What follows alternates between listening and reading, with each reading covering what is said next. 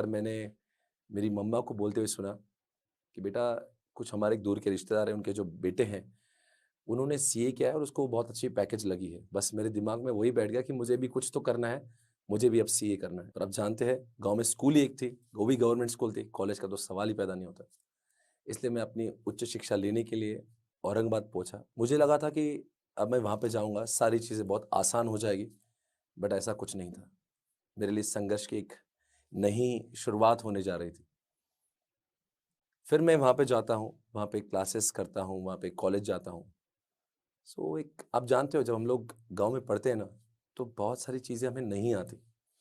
तो मेरे भी दिमाग में बहुत सारी चीज़ें थी, बहुत इन्फीरियरिटी कॉम्प्लेक्स जो मेरे दिमाग में हमेशा चलता था। तो इसलिए मैं कभी क्लास में कभी सामने फ्रंट बेंचेस पे कभी नहीं बैठा। I was the back bencher, हमेशा मैं पीछे बैठता था। यहाँ तक कि मुझे अभी भी याद है, एक पिलर के पीछे मैं बैठता था ताकि मेरी नज़रें सर की नज़रों से ना मिलें। मैं कभी भी कुछ लोगों से बात नहीं किया करता। I was left out, I was feeling isolated because मुझे लगता था यहाँ पे जितने भी लोग हैं, वो तो इंग्लिश में बात कर रहे हैं, उनका टैलेंट बहुत ज़्यादा होगा, वो अच्छी स्कूल से पढ़े हैं। तो कहीं न कहीं मेरे दिमाग में वो चीज़ हमेशा रहती थी कि यार मुझे कुछ नहीं आता।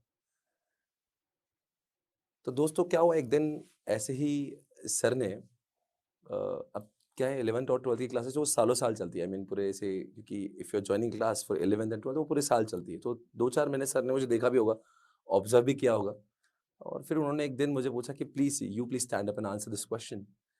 और फिर मैं खड़े हुआ। I knew the answer I knew the answer but I could not speak because I was not very confident. मुझे लग रहा था कि अगर मैं इसका जवाब इंग्लिश में दूँगा, तो लोग मुझ पे हँसेंगे। I was very scared. फिर मुझे क्लास से जिस तरह से निकाला, आई फ़ील्ड रियली बैड और मैं घर जाके बहुत रोया और मेरी मम्मा जानती थी कि मैं कितनी पढ़ाई करता था 11th और 12th में भी। फिर हमारी मम्मा ने कहा कोई बात नहीं, मैं टीचर से मिलती हूँ और मेरी मम्मा, मैं टीचर से मिलने गए। तो मेरी मम्मा ने पूरी कहानी सुनाई कि मेरा बेटा जो बहुत पढ़ता है, बात एक ही कि सिर्फ़ उसको इंग्लिश में बात करती नहीं आती है, वो बड़ा ही नर्वस फ़ील करता है और लेफ्ट आउट फ़ील करता है।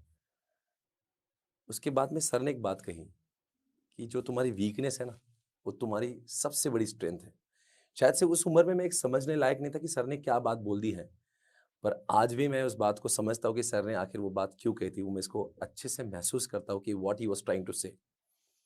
दोस्तों इस तरह से मैंने अपनी सारी जर्नी 12th तक की वहाँ पे ख़त्म की। 12th होने के बाद अ, अब जानते हो पुणे में बहुत अच्छी क्लासेस है ये मैंने सुना था और फिर मेरी मम्मा का बोलना है कि तू सीए करना चाहता है तो why don't you go to Pune and why don't you stay in the hostel.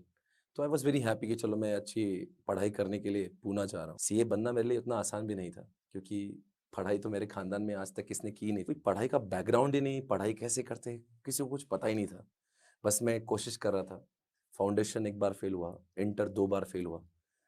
इसीलिए फेल नहीं हो रहा था कि मैं पढ़ाई नहीं कर रहा था, इसीलिए फेल नहीं हो रहा था कि मैं मेहनत नहीं कर रहा था। बात तो ये है कि मुझे पता नहीं था पढ़ाई होती कैसे है, क्योंकि किसी ने सिखाया नहीं होता यार। आप जानते हो जो लोग गाँव में पढ़े होते हैं ना, उनको एक्चुअली वो बात मुझसे रिलेट कर सकती है कि यार पढ़ाई सिर्फ नंबर ऑफ आवर्स पे डिपेंडेंट नहीं होती। पढ़ाई कैसे करनी कोई तो घर में बताने वाला होना चाहिए। आपके माहौल ऐसा होना चाहिए। मेरे पास तो कुछ था ही नहीं। तो इतना आसान नहीं था, पर शुक्र है मुझे बहुत अच्छे दोस्त मिले। मुझे आज भी वो याद है कि मेरे घर पे मैं था और मेरे दोस्त का मुझे कॉल आया कि तेरा रिज़ल्ट आया। तो शाउटिंग मैं बहुत चीख रहा था, मुझे समझ नहीं आता मेरे साथ क्या हो रहा था।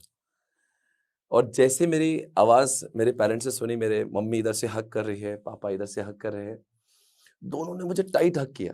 मानो ये मेरी अकेले की नहीं, मेरे परिवार की जीत हो रही थी।